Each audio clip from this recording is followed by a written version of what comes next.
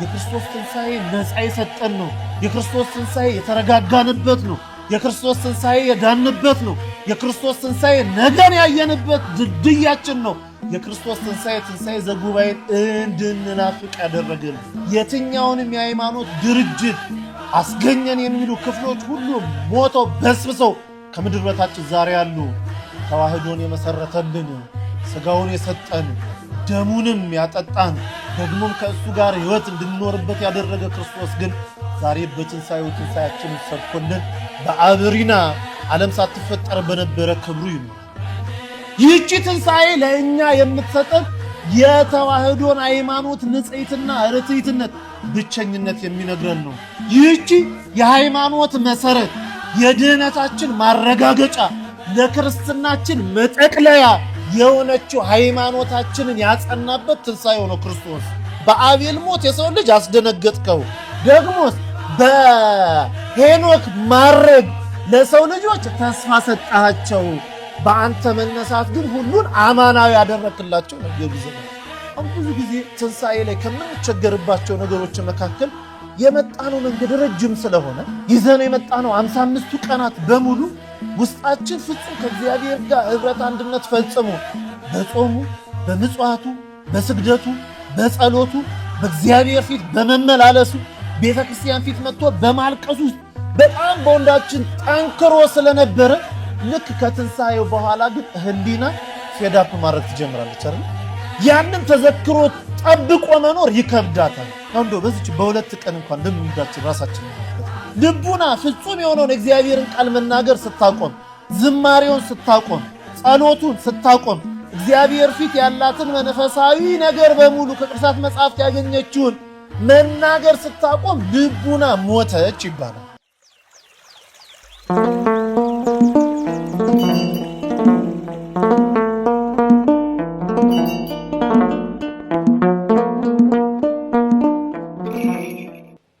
በስመ አብ ወወልድ ወመንፈስ ቅዱስ አሐዱ አምላክ አሜን። በስመ አብ ወወልድ ወመንፈስ ቅዱስ አሐዱ አምላክ አሜን። በስመ አብ ወወልድ ወመንፈስ ቅዱስ አሐዱ አምላክ አሜን። በአብ ስም አምነን አብን ወላዲ አስራጺ ብለን፣ በወልድ ስም አምነን ወልድን ተወላዲ ብለን፣ በመንፈስ ቅዱስ ስም አምነን መንፈስ ቅዱስን ሰራጺ ብለን ምንም ለጠይቆታ አካላት በስም በግብር በአካል ሶስት ብንል በባህሪ በአገዛዝ ይችን ዓለም በመፍጠር ፈጥሮን በማሳለፍ አንድ አምላክ እያልን እያመንን አምላክ ወላዲተ አምላክ ድንግል ማርያምን አጋዥ በማድረግ የቅዱሳን የጻድቃን የሰማዕታት የጸሎታቸውን በረከት በመተማመን የዕለቱን ትምህርት መማር ማስተማር እንጀምራለን። ክርስቶስ ተንሥአ እሙታን፣ ክርስቶስ ተንሥአ እሙታን፣ ክርስቶስ ተንሥአ እሙታን፣ አሰሮ ለሰይጣን ሰላም ኮነ። ክርስቶስ በታላቅ ኃይል ከሙታን መካከል ተነሳ። ሰይጣን ዲያብሎስን አሰረው፣ አዳምን ነፃ አወጣው። ካሁን በኋላ ሰላምና ደስታ ፍስሐ ሆነልን የሚል ሰላምታ ነው። ሰላምታ የተሰጣጣ ነው። በቅድስት ቤተክርስቲያን አስተምህሮ መሰረት ጌታችን መድኃኒታችን ኢየሱስ ክርስቶስ ተነሳበት ብለን ከምናከብረው ከመጀመሪያይቱ ሰንበት እሁድ ጀምሮ ላሉት ተከታታይ 50 ቀናት ወይም በዓለ 50 ብለን ለምናከብራቸው ቀናት ውስጥ ቤተክርስቲያን ባሉን አገልግሎቶች ባሉን ስርዓት አምልኮ በምንፈጽምባቸው ጉባኤቶቻችን ለትምህርት ለዝማሬ በምንገኝባቸው መርሃ ግብሮች በሙሉ በዚህ ሰላምታ ሰላም እንድንባባል ቅድስት ቤተክርስቲያን ለልጆቿ ይህንን ስራ ሰርታላቸዋለች ማለት ነው። ይህንንም አስመልክተን ነው እንግዲህ ክርስቶስ ተንሥአ እሙታን የሚለውን ሰላምታ ሰላም የተባባል ነው። ለእግዚአብሔር ፈቃድ በሚኖረን እጅግ አጭር ደቂቃ የእግዚአብሔርን ቃል ነው የምንነጋገረው። ለትምህርታችን መግቢያ ርዕስ እንዲሆነን በዮሐንስ ወንጌል ምዕራፍ 20 ቁጥር 15 ላይ ያለውን ቃል መነሻ አድርገን እንነጋገራለን። ምንት ያበክኤኪ በሚል ርዕስ እንነጋገራለን። እስቲ በሉ ምንት በሉ። ያበክኤኪ ምን በሉ እስቲ። ብዙ ሰው ነው በቁጥር ያለው ድምፁ የሚሰማኝ ግን ጥቂት ነው። ምን በሉ እስቲ። ያስለቅስሻል። ይህንን ቃል የተናገረው ሠራዬ ዓለማት መጋቤ ፍጥረታት አምላካችን መድኃኒታችን ኢየሱስ ክርስቶስ ነው። ለማን ነው የተናገረው ከተባለ ለማርያም መግደላዊት ነው። ከቁጥር 1 ጀምሮ ያለውን አንድ ጊዜ እናነበውና አብረን በውስጡ አምላካችን ሊያስተምረን የፈለገውን ሐሳብ አብረን እንማራለን ማለት ነው። ምዕራፍ 20 ከቁጥር 1 ጀምሮ እንዲህ ነው የሚለው። ከሳምንቱ በመጀመሪያው በእሑድ ሰንበትም መግደላዊት ማርያም ገና ጨለማ ሳለ ማለዳ ወደ መቃብር መጣች። ድንጋዩም ከመቃብሩ ተፈንቅሎ አየች። እየሮጠችም ወደ ስምዖን ጴጥሮስና ኢየሱስ ክርስቶስ ይወደው ወደ ነበረው ወደ ሌላኛው ደቀ መዝሙር መጥታ እንዲህ አለቻቸው፣ ጌታን ከመቃብር ወስደውታል፣ ወዴትም እንዳኖሩት አናውቅም። ስለዚህም ነገር ጴጥሮስና ሌላው ደቀ መዝሙርም ወጥተው ወደ መቃብሩ ሄዱ። ሁለቱም አብረው ሮጡ። ሌላው ደቀ መዝሙርም ከጴጥሮስ ይልቅ ፈጥኖ ወደፊት ሮጠና አስቀድሞም ከመቃብሩ ደረሰ። ዝቅም ብሎ ቢመለከት የተልባ እግሩንም ልብስ ተቀምጦ አየ፣ ነገር ግን አልገባም። ስምዖን ጴጥሮስም ተከትሎት መጣ፣ ወደ መቃብሩ ገባ።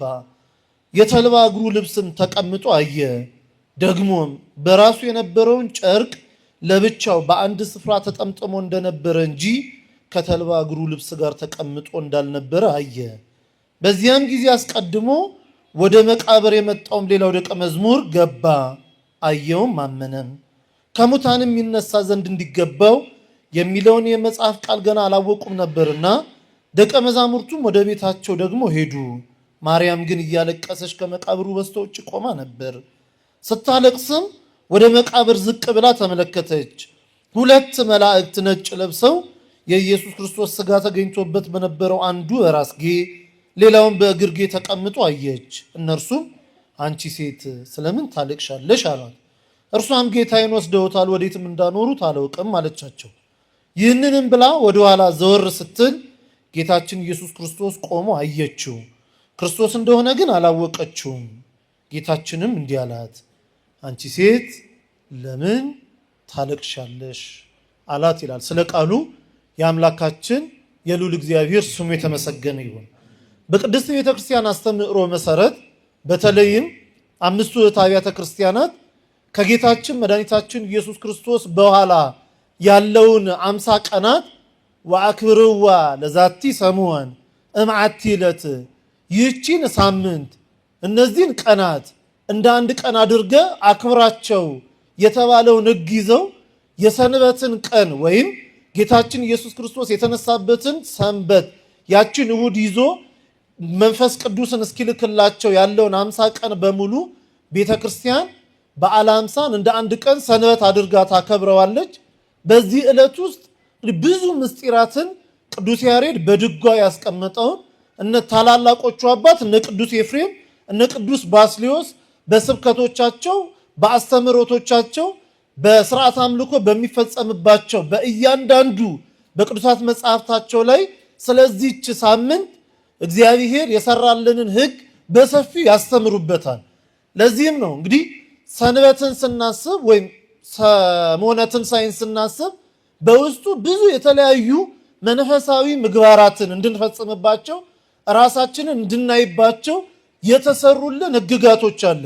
ቅዱስ ባስልዮስ እንዲህ እያለ ስለዚህ ሰሙን ይናገራል። ጌታ ከተነሳበት ጀምሮ ያለችው ቀን እስከ 50ኛው ዕለት ቤተ ክርስቲያን የምትሰራበት ቀን ነው ይላል። ደህና መሻችሁ። ቤተ ክርስቲያን ምን የምትልበት ቀን ነው? የምትሰራበት ቀን።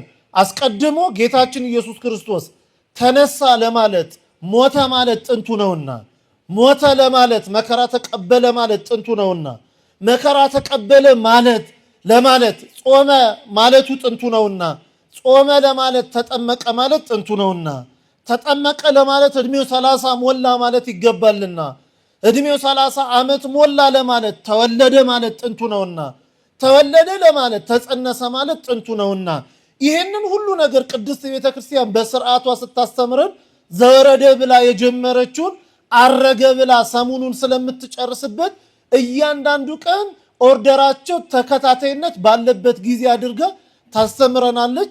እንግዲህ ትንሣኤውንም አብረን ስናስብ ከምናስባቸው መካከል ቅዱሳን መላእክትን አብረን እናስባቸዋለን። ቅዱሳን አንስትን አብረን እናስባቸዋለን። የኢትዮጵያ ኦርቶዶክስ ተዋሕዶ ቤተክርስቲያን ከሌሎቹ 5 አብያተ ክርስቲያናት እንዲሁም ከምስራቃውያንም ከምዕራባውያንም ኦርቶዶክስ ብለው ራሳቸውን ከሚጠሩ በዚህ አስተምሮት ውስጥ አለን ከሚሉ ክፍለ ሀገራትና ወይም የሃይማኖት ክፍሎች በተለየ የየዕለቱን ሳምንት ማን ነው የሳምንቱን የየዕለቱን ቀን ደግሞ ምን እያደረገች ታስባለች? ስያሜ እየሰጠች ታስባለች። ለምሳሌ እሁድን ትንሣኤ ብለን አክብረናል። ሁለተኛውን ቀን ወይም ከሳምንቱ የመጀመሪያው ቀን የምትባለው ከሰንበት ቀጥሎ ያለውን ሰኞ ማዕዶት እያለች ታከብረዋለች።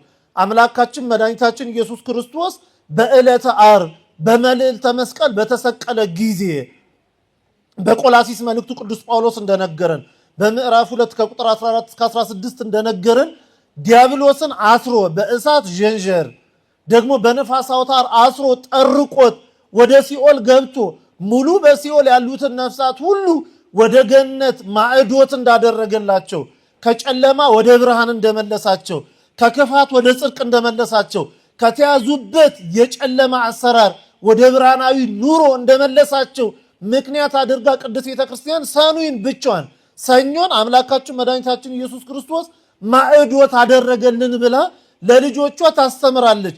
ማዕዶት ሆነልን ስንል አንድን ዛሬ ማዕዶት ለሚያስፈልገን ለእኛ ክርስቶስ በሰራልን በትንሣኤው ድልድይ ወደ ገነቱ ቤተክርስቲያን እንድንመለስ ስራ ሰርታልናለች። ሁለተኛውን ቀን ቶማስ ትለዋለች።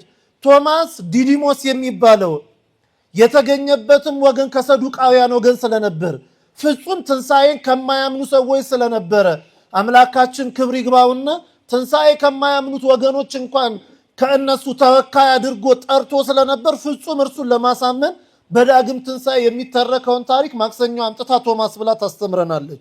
ረቡዕ አልዓዛርን ታከብረዋለች ወይም አልዓዛርን ታስባለች።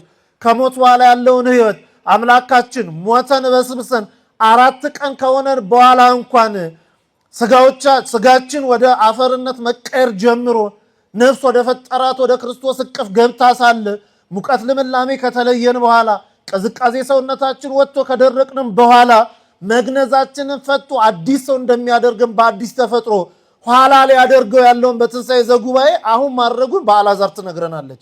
አራተኛው የአዳም ሐሙስ ነው። ለአዳም ትወለድ በዕለተ ሐሙስ ወበመንፈቅ ዕለትም እትወለድ ወለተ ወለትከ ወአድነከ ወቤዞከ ያለውን ቃል እንደፈጸመለት ቃል ኪዳኑን ለመመስከር ሐሙስን የአዳም ሐሙስ ብላ ታከብረዋለች። ዓርብ ቤተክርስቲያን ተብላ ትከበራለች። ቤተክርስቲያን ቀዳሚት ሰንበት ቅዱሳን አንስት 36ቱ ቅዱሳን አንስት የሚታሰቡበት ነው። ሁለተኛው እሁድ ዳግም ትንሣኤ ተብሎ ይታሰባል። በእነዚህ ውስጥ ሁሉ ግን ትንሣኤውን እንድናስብ ቅድስት ቤተክርስቲያን ስርዓት ሰርታልናለች። ለዚህም ነው ዛሬም በትምህርታችን መግቢያ ላይ ያነሳ ነው ምንት ያበክኤኪ ምንድነው የሚያስለቅስሽ የሚለውን ታሪክ ስናነሳ ትንሣኤውን ቀድመን የምናነሳው አምላካችን መድኃኒታችን ኢየሱስ ክርስቶስ አስቀድሞ በአበው በምሳሌ የተነገረውን ኋላም በነቢያት ትንቢት የተተነበየለትን ደግሞ ሐዋርያቱ በነበሩበት ጊዜ ክርስቶስ ስለራሱ ከሞት በኋላ ሊያደርገው ስላለው ሕይወት የነገራቸውን ነገር ፍጹም አማናዊ አድርጎ መስጠቱን የምንማርበትን ክፍል ስናነሳ እነ ጊዮርጊስ ዘጋስጫን አብረን የምናነሳቸው ናቸው። ብፁዕ አባታችን ቅዱሱ ዳግማዊ ያሬድ ዳግማዊ ቄርሎስ የተባለ ጊዮርጊስ ዘጋስጫ ስለ ሰው ልጆች ትንሣኤ ባነሳበት አንቀጹ እንደዚህ ይላል። የሰው ልጆችን በአቤል ሞት አስደነገጥካቸው ይላል። ልብ በሉ። የሰው ልጆችን በማን ሞት አስደነገጥካቸው? በአቤል። በስነ ፍጥረት የመጀመሪያ ሞትን የቀመሰ አቤል ስለሆነ ሰው ሞት የሚባለውን ነገር ኤክስፔሪየንስ አላደረገውም ነበር። ወይም የሚሞት ስጋ መዋቲ ስጋ ይዞ ወደ ምድር እንደወረደ ያወቀው በአቤል ነው። አቤል እንደሞተ ያወቀ ጊዜ የሰው ልጅ እጅግ በጣም ተጨንቆ ነበረ። ለመጀመሪያ ጊዜ ስለሆነ በአቤል ሞት የሰው ልጅ አስደነገጥከው። ደግሞስ በሄኖክ ማረግ ለሰው ልጆች ተስፋ ሰጣቸው። በአንተ መነሳት ግን ሁሉን አማናዊ ያደረክላቸው ይላል ጊዮርጊስ ዘጋስጫ። በክርስቶስ ትንሣኤ ለሰው ልጆች ሙሉ አማናዊ ሆኖ የተሰጠን ነው። ለዚህም ነው ጌታችን መድኃኒታችን ኢየሱስ ክርስቶስ በሞተ ጊዜ በአዲስ መቃብር ዮሴፍና ኒቆዲሞስ አወረዱት። ወደዛም ሲያወርዱት ቀድሞ የተነገረ ትንቢት ስለነበረ ነው። ቀድሞ የተመሰለ ምሳሌ ስለነበረ ነው።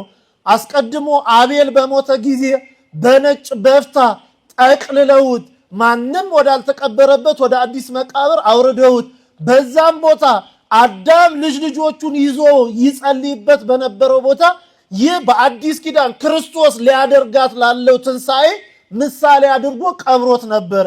እስራኤላውያን ሰው ሲሞት 3 ቀን ያህል ይጠቀልሉትና 3 ቀን ያህል ሽቶ ይቀቡ በቤታቸው ያኖሩታል። ክርስቶስ ከ3 ቀን በኋላ እንደሚነሳ በምሳሌ አስቀድሞ ሲነግራቸው ነው። ትንቢቱንም ስናነሳ ከዚሁ ጋር ተመሳሳይ ነው። ለምሳሌ መዝሙረኛው ዳዊት በመዝሙር 128ም ደግሞ ደጋግሞም የነገረን አምላካችን መድኃኒታችን ኢየሱስ ክርስቶስ እንደሚነሳ መነሳት ብቻ አይደለም፣ ከትንሣኤ በኋላ የሚቆይበትን ዘመን ኋላም የሚያርግበትን ደግሞ ደጋግሞ ነግሮናል። በመዝሙር 36ም ላይ ልበ አምላክ ቅዱስ ዳዊት አንተና የመቅደስ ታቦት ተነስ እያለ ስለሱ መነሳት አንድም እርሱን ስላስገኘች ስለ እናቱ ትንሣኤ ነግሮናል። ይህንን ግን ያን ጊዜ የነበሩ ሐዋርያቱ 36ቱ ቅዱሳን አንስትም 72ቱም አርድእት ከቅዱሳት መጻሕፍት የተነገረው ነገር ስለ ክርስቶስ መሆኑን አላወቁም ነበርና የክርስቶስ ሞት አስደንግጧቸው ነበረ። አይደለም ሞቱ ገና ስለ ሞቱ ሲናገር እነ ቅዱስ ጴጥሮስ አይሁንብህ እያሉ ክርስቶስን ምን አድርገውታል?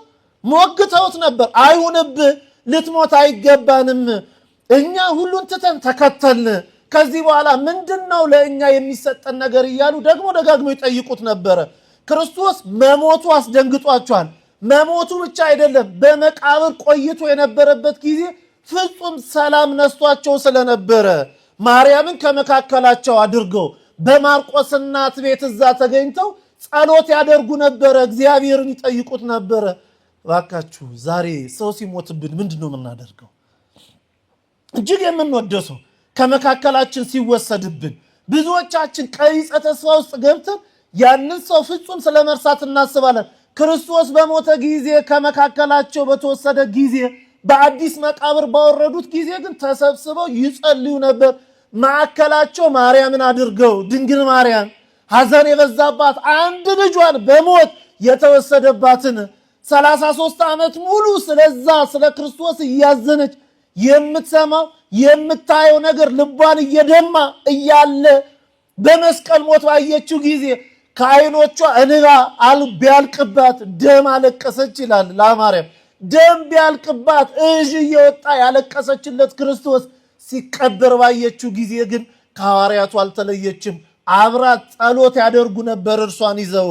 ይህንን ባዩ ጊዜ ብዙ የተደረገላቸው ክርስቶስን አረሱትም ነበር። እንደ ማርያም መግደላዊት ያሉት ብዙ ኃጢአታቸው ይቅር ስለተባለላቸው፣ ብዙ ሸክማቸው ከእነርሱ ስለተራገፈ፣ ብዙ መናቃቸውን ወስዶ ክብር የሰጣቸውን ክርስቶስ ስላልናቁ ስላልረሱትም ወደ አዲስ መቃብር ማርያም መግደላዊት በማለዳም ማልዳ ተነሳ። ሌሊቱን ሽቱ ታቅፋ ያን ጊዜ ገዝታው የነበረውን ሽቱ ደብቃው የነበረውን ለማንም የማይሰጠውን ውዱን ሽቱ 300 ዲናር የፈጀውን ውዱ ሽቶ ይዛ ወደ መቃብር ወረደች ይላል። ወደ መቃብር ስትወርድ ወደ ውስጥ ትገባ ዘንድ አልወደደችውም። አየች፣ እንደተከፈተ ነው ያየችው። ተመልሳ መጣችና ለሚገባቸው ይህንን ማጣራት ላለባቸው ሰዎች መጣ ለሐዋርያቱ ነገረችው። ሐዋርያቱም ሲመጡ ጴጥሮስ በስተርጅና እድሜው ከ60 አልፎ ነበረ። ወጣቱ ዮሐንስ ደግሞ የወደው ጌታ የወደው የነበር የተባለው ደቀ መዝሙር ዮሐንስን ነው። ሁለቱ ተያይዘው መጡ። አስቀድሞ ዮሐንስ ደረሰ። ሩጫ ጎበዝ ስለነበር፣ አንድም ወጣት ስለነበር፣ አንድም አብዝቶ የወደው ነበርና የክርስቶስን ትንሣኤ በልቦናው ባይኖርበትም ምን አድርሰውት ይሆን ብሎ ናፍቆ ወደዛ ቦታ ደረሰ ይላል። ውስጥ ገብቶ ግን ቅድሚያ አላየውም። ከበር ቆሞ ጠበቀው። ያ ፓትርያርክነት ሊሾም የታጨው በዕድሜ አረጋዊ የሆነው ቅዱስ ጴጥሮስ ከእርሱ ጋር ተከትሎ መጣ፣ ተመለከተ። እርሱም ወደ ውስጥ ገባ፣ አየም። ክርስቶስ ከመካከላቸው በዛች ቦታ እንደሌለ አየ። ለዚህ አሁን ሌላ አይነት አናላሲስ ውስጥ መግባት አልፈለግም። ሌላ አይነት ትርጓሜ መስጠት አልፈለግም። ወደ ጸሎታቸው ተመለሱ ይላል። ማርያም መግደላዊት እዛው ቆይታ ግን ትጠብቀው ነበረ። ብዙ ስለወደዳት፣ ብዙ ስላከበራት፣ ብዙ ኃጢአቷን ይቅር ስላላት፣ ብዙ የሚቆጠሩ በደሎቿን ስለረሳላት እዛው ሆና ትጠብቀው ነበረ። ክርስቶስ ይህንን ፍቅሯን ስለተመለከተ ተገለጠላት ይላል። አዘን ክፉ ነውና ይላል ሊቁ ሲተረጉም ኤስድሮስ። አዘን ክፉ ነውና ያየችው ክርስቶስን ማን እንደሆነ አላወቀችውም ይላል። ስለ ሁለት ነገር አላወቀችውም ተብሏል። አንደኛ የሰዱቃውያን ትምህርት እነሱ ላይ በርትቶ ስለነበረ ከሞት በኋላ ሕይወት አለ የሚለውን ቃል መቀበል አልፈለጉም። አንድም ክርስቶስን ከጀርባ ስላየችው ወይስ በብርሃን ተከቦ ስለነበረ በፍጹም መለየት አልቻለችም። ይልቁንም ግን በሌሊት ብርሃን ለኩሰው ይኮተኩቱ የነበሩ ሰዎችን መሰላት። እያለቀሰችም ጠየቀችው፣ አንተ ሰው ያንን የቅዱሱን ሥጋ ወዴት ወሰዳችሁት? የጌታዬን የአምላኬን ኃጢአቴን ይቅር ያለኝ ያ አብዝቶ የወደደኝን የክርስቶስን ሥጋ ወዴት አደረጋችሁት ብላ ጠየቀችው ይላል። ስላላወቀችው ነው። ፍጹም ያላወቀችበት ዋናው ምክንያት በልቧ የነበረ የከበደባት ሐዘን፣ አንድም የሰዱቃውያን ትምህርትን ወደ ልቧና እርሾ አድርጋ አስገብታ ስለነበር ትንሣኤው ሩቅ ሆነባት፣ አንድም ብርሃኑ ጨለማው ጋር ተገናኝቶባት ያንን ስላላወቀች ጠየቀችው። ክርስቶስ ግን ጠጋ ብሎ ጠየቃት። ምን ያስለቅስሻል አላት። ምን ያስለቅስሻል? ይሄ ጥያቄ በዘመናችን ሁላችን እግዚአብሔር እንዲጠይቀን ሆኖ የተነገረ ቃል ነው አይደለም? ዛሬም እግዚአብሔር ምን ያስለቅሳችኋል ብሎ ወደ ልቦናችን ይጠይቅልን። ዛሬ ብዙ የሚያስለቅሰን የከበደብን ነገር ስላለ ምን ያስለቅስሻል ስትባል የሚያስለቅሳት ብዙ ነገር ነበር። በጊዜው እውነት ለመናገር ብዙ ልትመረርበት፣ ብዙ ተስፋ አድርጋ ያጣችው ነገር፣ ብዙ አተርፍበታለሁ ብላ የሰበሰበችው ነገር፣ ብዙ ነገር ያድጉልኛል ብላ የምትጠብቃቸው ያለመቻቸው ተስፋዎቿ ብዙ ሊያስለቅሷት የሚገባ ነገር ነበረ። እርሷ ግን ለክርስቶስ የነገረችው የሚያስለቅሳት እውነተኛው የክርስቶስ ፍቅር እንደሆነ ለራሱ ለክርስቶስ ነገረችው። የጌታዬን ሥጋ ወዴት እንዳኖሩት ስለማላውቅ፣ ምክንያቱም ያን ጊዜ የነበሩ አይሁዶች የክርስቶስን ሥጋ ቆፍረው አውጥተው ያቃጥሉት ይሆን የሚል ስጋት ስለነበረባት ይነሳል አይደለም። ግንስ አይሁዳውያንን ስለምታውቅ በሕይወት እያለ እንደዛ የጠሉትማ ዛሬ ሞቶ ተቀብሮ ለእርሱ አይተኙለትም የሚል ስጋት ስለነበራት ለክርስቶስ ፍቅር አስባ ምን ያስለቅስሻል አላት። እሷ ጠብቃ የነበረውን መልስ አይደለም የነገራት። ማርያም አላት። አዎ በእስራኤላውያን በስም መጠራት ያ ሰው በትክክል ማን እንደሆነ የሚለዩበት ቃል ነው። ብዙ ቃል ሲነጋገራት አላወቀችውም። በሥጋ እያለች ያናግራት የነበረውን ቃል እኮ ደግሞ ነግሯታል። ምን ያስለቅስ? ከዚህ በፊት እኮ ይህንን ጥያቄ ጠይቋታል። እርሱ ብቻ አይደለም መላእክቱም ይህንን ጥያቄ ጠይቀዋታል። ግን ሁለቱም መላእክቱም ክርስቶስን ምን ያስለቅስሻል ሲሉ በትክክልም አላወቀችውም። ሰው እስራኤላውያን በተለይ በስማቸው ሲጠሩት ቅላጼ ስላለው አጠራሩ ይለያል። የክርስቶስ አጠራር ክርስቶስ ብቻ የሚጠራት ስለሆነ ማርያም አላት። እርሷ ምን አለች?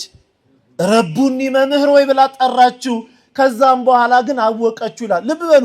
በዚህ ትንሣኤ ውስጥ በዚህ ምን ያስለቅስሻል በሚለው ቃል ውስጥ ትንሣኤ ነው የነገራት። ሞቼ ተነስቻለሁ፣ አትንኪኝ፣ አሁን ለመንካት ብቁ ስላልሆንሽ ሂጂና ግን ንገሪያቸው ፈጥነሽ። ልብ በሉ።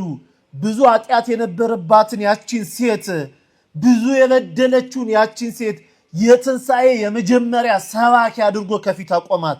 ለምን ካልን አምስቱ ትንሣኤውን በዚሁ ሊገልጥላት ስለፈለገ ነው ይላል ቅዱስ ባስልዮስ። በቤተ ክርስቲያናችን አስተምዕሮ መሰረት 5 ትንሣኤዎች አሉ። ስንት ትንሣኤ ያልኳችሁ? 5 አይነት ትንሣኤዎች አሉ። የመጀመሪያው የትንሣኤ አይነት ትንሣኤ ዘህሊና የሚባል ትንሣኤ አለ። ትንሣኤ ዘህሊና። ትንሣኤ ዘህሊና ማለት ህሊና የምትሞት የምትበሰብስ የምትፈርስ ሆና አይደለም። ግንስ የህሊና ትንሣኤዋ ተዘክሮተ እግዚአብሔር ነው ይላል እንጦንስ። ህሊና እግዚአብሔርን ከማሰብ ስትርቅ ህሊና ምውት ትባላለች። መንፈሳዊ ነገርን ከማሰብ፣ መንፈሳዊ ነገርን ከማቀድ፣ በመንፈሳዊ ሐሳብ ውስጥ ከመጨዋወት፣ የእግዚአብሔርን ቃል እያሰቡ በእግዚአብሔራዊ መንገድ ውስጥ አለመኖር የህሊና ሞት ይባላል። ለዚህም ነው የሰው ልጅ ህሊናው ደጋግሞ ስለሚሞትበት ደግሞ ደጋግሞ ህሊና ትንሣኤ ያስፈልጋታል። ይሄንን እንጦንስ የተባለ የቤተ ክርስቲያናችን መነኮስ ቅዱስ አባት ሲናገር የአእምሮ ወይም የህሊናዋ ሞት ለእርሷ ትንሣኤዋ ተዘክሮተ እግዚአብሔርን ከፊት ማስቀደም ነው ይላል። በብሉይ ኪዳን የነበሩ እነ አዳም እግዚአብሔርን ከመበደላቸው አስቀድሞ ህሊናቸው ነው የሞተባቸው። አዳም በገነት እየኖረ እግዚአብሔርን ዕለት ዕለት ያስበው ነበረ። እግዚአብሔርን ያስበው ነበር ማለት ምን ማለት ነው ይልና ቅዱስ ዮሐንስ አፈወርቅ ሲተረጉም የእግዚአብሔርን ሕግ በማሰብ ውስጥ እግዚአብሔርን ያስበው ነበር ይላል። ደህና መሻችሁ። ማንን በማሰብ ውስጥ? የእግዚአብሔርን ሕግ በማሰብ ውስጥ የሰጠኝ እግዚአብሔር ነው፣ ልጠነቀቅለት፣ ላላፈርሰው ይገባኛል፣ በዛች በተሰመረችው መስመር መኖር ይገባኛል ብሎ ማሰብ ሰጪውን ማሰብ ነው። ሕጉን የሰጠውን እግዚአብሔርን ማሰብ ነው። አዳም በገነት ውስጥ ብዙ ጊዜ ለኃጢአት ይቆጠብበት የነበረው ተዘክሮተ እግዚአብሔር ከፊቱ ማስቀደሙ ነው። እነ ቅዱስ ዮሴፍ በዘመን አበው ያቺ የጲጥፋራ ሚስት ለኃጢአት ሰውነቱ ስትቆሰቆስበት ና ተኝተን እንዳራ እግዚአብሔርን እናስቀይም ባለችው ጊዜ ይህንን በደል በእግዚአብሔር ፊት አልሰራም ያለው ተዘክሮተ እግዚአብሔርን ከፊት ስላደረገ ነው። ህሊና ሁልጊዜ በትንሣኤ ስለኖረች የህሊና ትንሣኤ ውስጥ ስለነበረ ነው። የመጀመሪያው ህሊና ትሞታለች ማለት ነው። የህሊና ሞት ማለት ከተዘክሮተ እግዚአብሔር መራቅ። ስለዚህ እሷ በምን መታደስ ያስፈልጋታል? ተዘክሮ እግዚአብሔርን በማሰብ ውስጥ። አሁን ብዙ ጊዜ ትንሣኤ ላይ ከምንቸገርባቸው ነገሮች መካከል የመጣነው መንገድ ረጅም ስለሆነ ይዘን የመጣነው 55ቱ ቀናት በሙሉ ውስጣችን ፍጹም ከእግዚአብሔር ጋር ህብረት አንድነት ፈጽሞ በጾሙ፣ በምጽዋቱ፣ በስግደቱ፣ በጸሎቱ፣ በእግዚአብሔር ፊት በመመላለሱ፣ ቤተክርስቲያን ፊት መጥቶ በማልቀሱ ውስጥ በጣም በወንዳችን ጠንክሮ ስለነበረ ልክ ከትንሣኤው በኋላ ግን ህሊና ፌዳፕ ማድረግ ትጀምራለች አይደል? ያንን ተዘክሮ ጠብቆ መኖር ይከብዳታል። ለዚህም ነው አንድ መምህራችን በአንድ ጉባኤ ሲያስተምር ምን አለ? እንግዲህ ጾም ስግደቱ ሲቀር ጸሎቱን ተረሳ፣ እኛ መሞት ጀመር አንተ ስትነሳ። ልብ በሉ እንግዲህ ከትንሣኤ እስከ በዓለ አምሳ ከሚከለከሉ ተግባራት መካከል አብዝቶ ሰጊድ አይፈቀድም ለሰው፣ ጾምም አይፈቀድለትም። ጾም ስግደቱ ሲቀር ምንም ተረሳ፣ ጸሎቱም ተረሳ። አንተ እኛ መሞት ጀመርን አንተ ምን ስትል አንተ ስትል ተዘክሮተ እግዚአብሔርን መልቀቅ ማለት ነው መሞት ማለት። ክርስቶስ ሲነሳ የእኛ ሞት ጀመረ ማለት በጾሙ ጊዜ የነበረንን ያንን ተዘክሮት እያጣነው እንመጣለን ማለት ነው። አሁን እንደው በዚች በሁለት ቀን እንኳን ልምምዳችን ራሳችን እንመልከተው አይደል?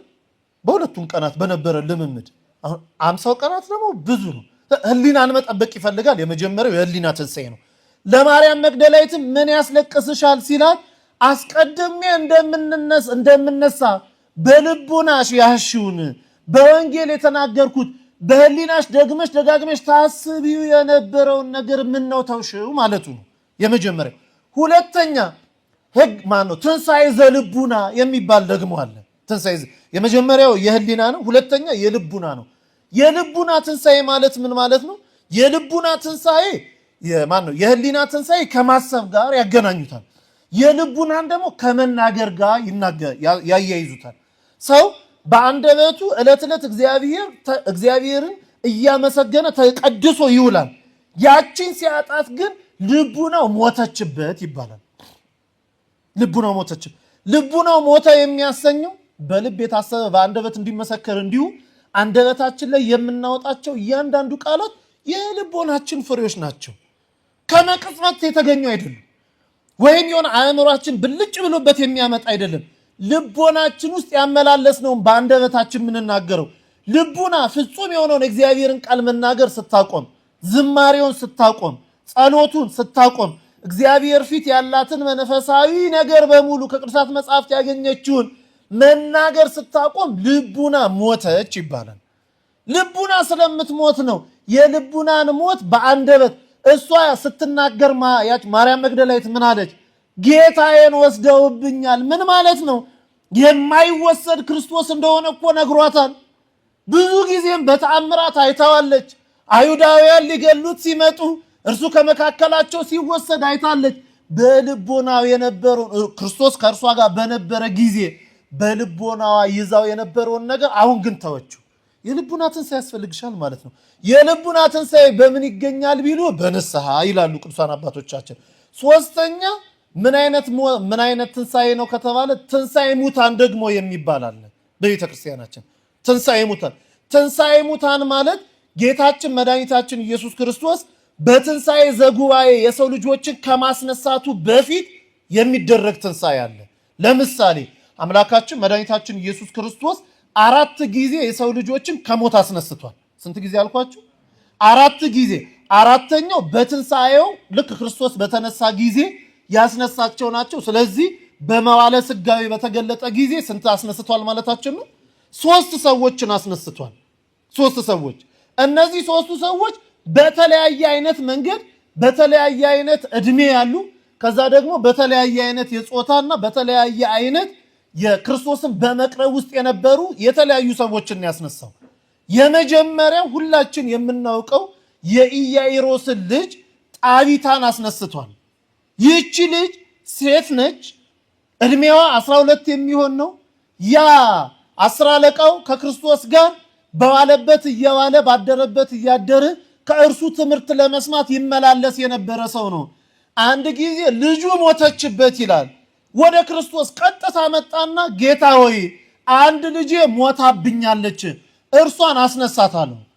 እና ክርስቶስ ሊመጣ መንገድ ጀምሮ ሳለ ቃል ብቻ አውጣ፣ አንተ ቃል ብታወጣ እኔ በዚህ ምድር ስኖር ና ስለው የሚመጣልኝ ሂድ ስለው የሚታዘዘኝ ብዙ ጭፍራዎች አሉኝ። አንተም የዚህች ልጅ ነፍስ ለአንተ ታዛዥ ነው። ተነሽ ብትላት ልትነሳ፣ ሂጂ ብትላት ልትሄድ የሚቻላት ነው። ሂድ አለው። ክርስቶስ ግን ይሄንን ቃል ሰምቶ ብቻ በቃል ሊያድን አልፈለግም። መንገድ ጀመረ ይላል። መንገድ ጀምሮ ሳለ ሁላችን የምናውቀው 12 ዓመት ደም ሲፈሳት የነበረች ሴት ክርስቶስን ነክታ ድናለች አይደል? ክርስቶስ ይወላችሁ ሊያድን እየመጣ የሚያድን አምላክ ነው።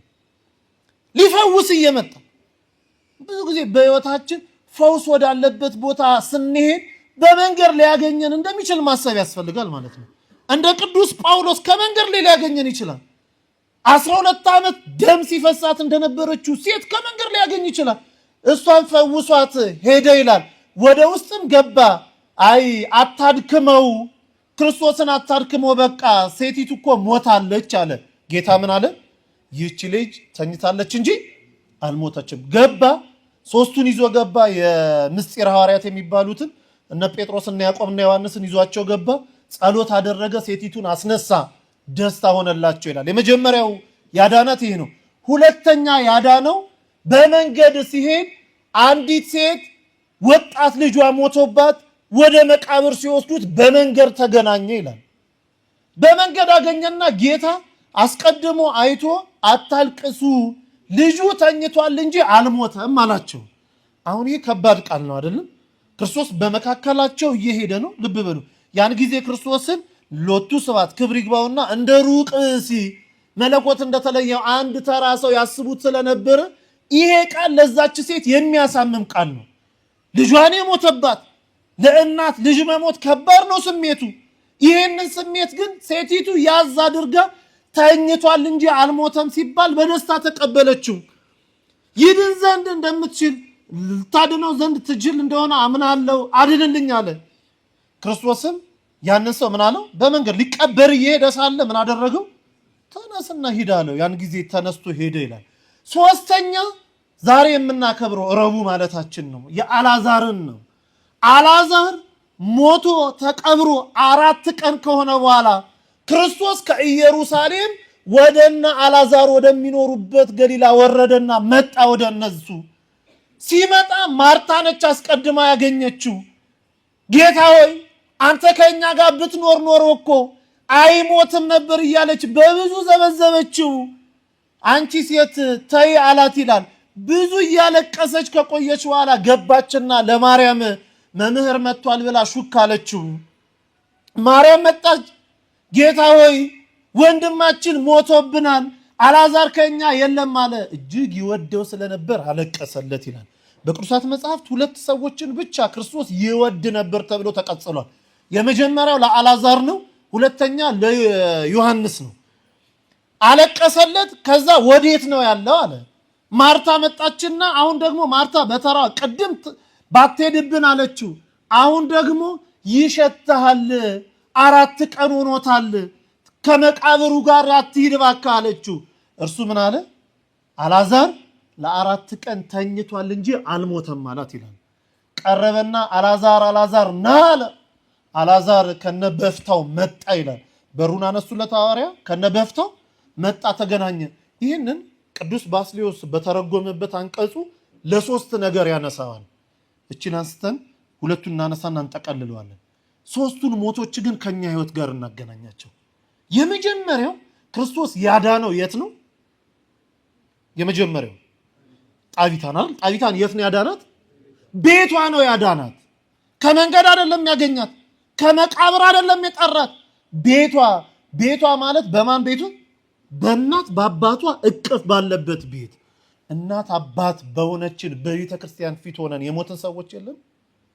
በቤተ ክርስቲያን ውስጥ እየዘመር እየሰበክ እየቀደስ እያስተባበርን ጉባኤ እየዘረጋን ለብዙዎች መዳን ደውል ደዋዮች ሆነን ግን የሞትን የለንም? በቤተ ክርስቲያን ውስጥ ሆነን የሞትን። ይህቺ በእናት በአባቷ ቤት በዛ በተደላደለ አልጋ ላይ ተኝታ ነው ክርስቶስ መጥቶ የፈወሳት። ክርስቶስ በእናት ቤታችን በቤተ ክርስቲያን መጥቶ ይፈውሰናል። እግራችንን ብቻ እናውጣው። እዚሁ ከነ ኃጢአታችን እዚሁ እንሁን። ከነ ሽታችን ከነ ሞትንበት ኃጢአታችን በቤተ ክርስቲያን በጓዳ ውስጥ እንሁን። መቅደስ ውስጥ ሆነን እኮ የጠፋን የለን? እየቀደስ እየፈተት እውነተኛውን አማናዊውን የክርስቶስ ስጋ ደም እያቀበል የጠፋን የሞትናለን። እዛ ቤት ውስጥ ገባ አስነሳት ይላል። ክርስቶስ መቅደስ ወደ ተባለች ወደ ቤተ ክርስቲያን መተን ለቤተ ክርስቲያን የጠፋ ነው ሁላችንን የሚያንሳ የመጀመሪያዋ ነው። ግን አሁንም መጽናት ነው። ያቺ ሴት እዛ። ሁለተኛው የት ያለውና ያዳነው? በመንገድ ያለውን ሊቀብሩት እየሄዱ መቅበር ማለት ከሃይማኖት መለየት ነው። ዛሬ ከዚህች ቤተክርስቲያን ለመውጣት ብዙ የጓጓን ሰዎች የለንም? ምክንያት የምንፈልግ ሰዎች፣ የሆኑ አገልጋዮች እስኪሰድቡን የምንጠብቅ ሰዎች፣ የንስሐ አባታችን ቢሆነ ነገር እስኪያስቀይሙን የምንጠብቅ ሰዎች የለንም? ገና እየተንደረደርን ያለን ለሞት ብዙዎች እያለቀሱ የሚከተሉን ሰዎች የሉም? ያንን ወጣት እኮ በቃሬዛ ይዘውት ሲሄዱ እናቱም እያለቀሰች የሚወዱትን ሰዎች እያለቀሱ ይከተሉታል። ዛሬ እንዲህ እያለቀሱ የሚከተሉልን ሰዎች የለንም? አለን እኮ ብዙዎች። ከዚህ ከእናት ቤተክርስቲያን ወጥተን ቀብራችን የናፈቀን እንደው የሆነ የሃይማኖት ድርጅት ውስጥ ገብተን ፈቃዳችንን ለመፈጸም ያኮበኮብን ሰዎች ካለን መጠበቅ ያስፈልጋል። ክርስቶስ ከመንገድም ይፈውሰናል። እየሄድን ባለንበት ቦታም ሆነን ግን ቆም ብለን ክርስቶስን እንጥራው። ጌታ ሆይ እኔ መቃብር የተቆፍሮ ልቀበር እየሄድኩ ያለው ነኝ ብለን እንጥራው። ከመንገድ ያገኘናል። ሶስተኛው እንደ አልዓዛር የተቀበርን ሰዎች የለን? ፍጹም ከሃይማኖት ክደን የወጣን ሰዎች አለን። ክርስቶስ የሚፈልገን አሁንም አለቀሰለት ነው የሚለው። ሰው ከሃይማኖት ሲወጣ በመላእክት ዘንድ ሐዘን፣ በቅዱሳኑ ዘንድ ብዙ ሐዘን፣ ክርስቶስም ቢሆን ያለቅስልናል እኮ። ለአልዓዛር ምን አለለት ነው የሚለው? አለቀሰለት። የጠፋነውን ቢሆን ግን ከጠፋንበት ቦታ ሆነን እግዚአብሔርን እንጥራው። ባለንበት ቦታ ከዚች ኦርቶዶክሳዊት ንጽሕት ቤተክርስቲያን ወጥተን ያለንበት ባለንበትን ቦታም ሆነን ክርስቶስን እናፍቀው፣ ክርስቶስን እንጥራው። እርግጥ ነው እንደነ ማርታ እንደነ ማርያም ያሉ ስለኛ የሚያለቅሱ እህት ወንድም ሆነ የተሰጡን ቅዱሳን ይፈልጉናል። እርግጥ ነው ይፈልጉን። ግን እነሱም እየፈለጉን እኛ ግን ባለንበት ቦታም ሆነን እንጥራው። በብዙ በማይመች ነገር ከቤተ ክርስቲያን የወጣን ሰዎች አለን። በብዙ በማይመች እግዚአብሔር ሊያገኘን መጥቶ በመንገድ የተሸዋወድን ጸሎት ጸልየን እርሱ ከሰዓት መልሱን ይዞ ሲመጣኛ ጧት ከቤተ ክርስቲያን የወጣን ብዙዎች አለን። በማይመች መንገድ ውስጥ ሆነን ያለን ግን እዛ ሆነን ክርስቶስን እንጥራው። ትንሣኤ ሙታን የምንለው ይህንን ነው። ከሞት በኋላ ያለ ህይወት፣ ምናልባት ከመቃብርም በኋላ፣ ምናልባት ለመቀበርም እየሄድን፣ ምናልባትም ገና ሞተን በአልጋችን ተኝተን ሳለን ክርስቶስ ያስነሳል። ትንሣኤ ሙታን ትባላለች። አራተኛው ትንሣኤ ዘክርስቶስ የሚባል አለ በቅዱሳት መጽሐፍ። ይህቺ የሃይማኖት መሰረት፣ የድህነታችን ማረጋገጫ፣ ለክርስትናችን መጠቅለያ የሆነችው ሃይማኖታችንን ያጸናበት ትንሣኤው ነው ክርስቶስ። በብሉይ ኪዳን ሞት ትፈራ ነበር። በአዲስ ኪዳን ግን ያቺ የምትፈራው ሞት መዘባበቻ የሆነው በክርስቶስ ሞት ነው። ለዚህም ነው ቅዱስ ጳውሎስ ደግሞ ደጋግሞ ለቆሮንቶስ ክርስቲያኖች በላከው መልእክቱ ላይ በአንደኛ ቆሮንቶስ ምዕራፍ 15 ከቁጥር 12 ጀምሮ ስለ ትንሣኤው ደግሞ ደጋግሞ ይነግረናል። ይህቺ ትንሣኤ የመዳናችን ዋና መጠቅለያዋ የድህነት መፈጸሚያዋ ትንሣኤ ዘክርስቶስ ነው። ሰው ሁሉን ነገር አምኖ የክርስቶስን ትንሣኤ ካላመነ ከድህነቱ ጎሏል። ሰው ሁሉን ነገር አምኖ ተቀብሎ የክርስቶስን ትንሣኤ ካልተቀበለ የጀመራት የመዳን መንገዱን ከመንገድ እንደጣላት ነው። ሰው ሁሉን ነገር አምኖ የክርስቶስን ትንሣኤ ካልተቀበለ እንዴትም ያለ የህይወቱ መዳን ፍጻሜ ሊሆንለት አይችልም። እዚህም ነው ቅዱስ ጳውሎስ ሲነግረን ክርስቶስ ከሙታን እንደተነሳ የሚሰበክ ከሆነ ግን ከእናንተ አንዳንዶቹ ትንሣኤ ሙታን የለም እንዴት ይላሉ ይላል፣ ይጠይቃል። ሰዱቃውያን ያን ጊዜ ክርስቶስ አልተነሳም ሐዋርያቱ ወስደውት ነበር እያሉ በብዙ ያሙ ስለነበረ ቅዱስ ጳውሎስ ለቆሮንቶስ ክርስቲያኖች እንዲህ ብለው የሚያስተምሩ ሰዎች አሉ፣ እነሱማ እንዲህ ካሉ ይላል ትንሣኤ ሙታን ከሌለማ ይላል ክርስቶስም አልተነሳም። ክርስቶስ ካልተነሳ እንግዲህ ስብከታችን ሁሉ ከንቱ ነው። ስብከታችን ሕይወት አለው ብለን ምንመሰክርበት ዋናው ነገር ክርስቶስ ስለተነሳ ነው። ከሶስቱ ትንሣኤዎች የክርስቶስ ትንሣኤ ልዩ፣ ንጽሕት፣ ንዕር፣ ክብርት፣ ቅድስት ነች እንላለን። ስለ ብዙ ምክንያት ሶስቱን ላንሳ። የመጀመሪያው የክርስቶስ ትንሣኤ ቅድስት የምትሰኝበት ዋናው ምክንያት አስነሺ የሌለው ትንሣኤ ስለሆነ ነው። ጣቢታ ብትነሳ በክርስቶስ ኃይል፣ ያ በመንገድ ያስነሳው ሰው ቢነሳ በክርስቶስ ኃይል፣ አልዓዛር ቢነሳ በክርስቶስ ኃይል፣ ክርስቶስ ቢነሳ በራሱ ገንዘብ አስነሺ የሌለው ትንሣኤ ስለሆነ የክርስቶስ ትንሣኤ ንጽሕት፣ ቅድስት፣ ንዕርት ናት እንላለን። ሁለተኛው ይህቺ ትንሣኤ ዘጉባኤን የማትጠብቅ ትንሣኤ ነች። ጣቢታ ብትነሳ ኖራ ሞታለች፣ ኋላ ትንሣኤ ሙታንን ትጠብቃለች። አልዓዛር ቢነሳ ኖሮ ሞቷል፣ መጋቢት 17 የምናከብርለት በዓሉን ሞቷል፣ ሰማዕት ሆኖ ኋላ ምን ይጠብቃል? ትንሣኤ ዘጉባኤ። በመገድ አግኝቶ የፈወሰው ያጎበዝ ኖሮ ሞቷል፣ ኋላ ትንሣኤ ዘጉባኤን ይጠብቃል። የክርስቶስ ትንሣኤ ዘጉባኤ የሌለው ነው። ሌላ የክርስቶስ ትንሣኤ ንጽሕት፣ ንዕድ፣ ክብርት የምንልበት ዋናው ምክንያት የክርስቶስ ትንሣኤ ለሌሎች ትንሣኤ ሕይወት የሰጠ ትንሣኤ ነው። እነ ቅዱስ ጳውሎስ ሞት ሆይ መውጊያ ወዴት አለ ብለው የተመኩበት፣ ሞት ሆይ የት አለ ብለው የዘበቱበት ክርስቶስ ተነስቶ ነፃ ስላወጣን ነው። የክርስቶስ ትንሣኤ ነፃ የሰጠን ነው። የክርስቶስ ትንሣኤ የተረጋጋንበት ነው። የክርስቶስ ትንሣኤ የዳንበት ነው። የክርስቶስ ትንሣኤ ነገን ያየንበት ድልድያችን ነው። የክርስቶስ ትንሣኤ ዘጉባኤን እንድንናፍቅ ያደረገን ነው። ለንጽር የሚቀርብ አይደለም። ብዙዎች ሃይማኖትን መስርተናል የሚሉ ሰዎች አሉ። ንጽሕት አንዲት ርትዕት ሃይማኖት አንዲት ነች። ከዚህ ውጭ ያለ የሃይማኖት ድርጅት ክፍል ልንለው እንችላለን። የትኛውንም የሃይማኖት ድርጅት አስገኘን የሚሉ ክፍሎች ሁሉ ሞተው በስብሰው ከምድር በታች ዛሬ ያሉ። ተዋህዶን የመሰረተልን፣ ስጋውን የሰጠን፣ ደሙንም ያጠጣን፣ ደግሞም ከእሱ ጋር ሕይወት እንድንኖርበት ያደረገ ክርስቶስ ግን ዛሬ ትንሣኤያችንን ሰብኮልን በአብሪና ዓለም ሳትፈጠር በነበረ ክብሩ ይኖራል። ይህቺ ትንሣኤ ለእኛ የምትሰጠን የተዋህዶን ሃይማኖት ንጽሕትና ርትዕትነት፣ ብቸኝነት የሚነግረን ነው። ስለዚህ ማርያምን ምን አላት? ማርያም ሆይ ምንት ያበክኪ ምንድነው የሚያስለቅስሽ አላት። ዛሬ ክርስቲያኖች ምንድነው የሚያስለቅሰን? በትንሣኤው ብርሃን ደስታ ለሆነልን ሰዎች ምንድነው የሚያስለቅሰን? ዛሬ ብዙ የሚያስለቅስ ነገር የለብንም? ልቦናችን የማያለቅስ ሰው አለ? ዛሬ ያልጎደለበት ሰው አለ? ዛሬ አግኝቶ ያላጣ ሰው አለ? ዛሬ ተስፋ ያልቆረጠ ሰው አለ? ምንድነው የሚያስለቅሰን? ከትንሣኤው በኋላ እኮ ለእኛ አዘን የሚገባን አይደለም። ማርያም መግደላዊት አንድ ጊዜ ክርስቶስን ትንሣኤ ካየች ወደ ዓለም ሜዳ ከሰበከች በኋላ ከዛ በኋላ ልቤ በክርስቶስ ጸና፣ በእግዚአብሔር ጸና እያለችን ያስተማረችው ምንድነው የሚያስለቅሰን? ምንድነው የሚያስለቅሰን ወዳጆቼ? የክርስቶስ ትንሣኤ ሐዘናችንን ሁሉ ጠርጎ ሲኦልን ከፍቶ ሙሉ አስወጥቶ ገነትን ከፍቶ ለኛ ከሰጠን ምንድነው የሚያስለቅሰን?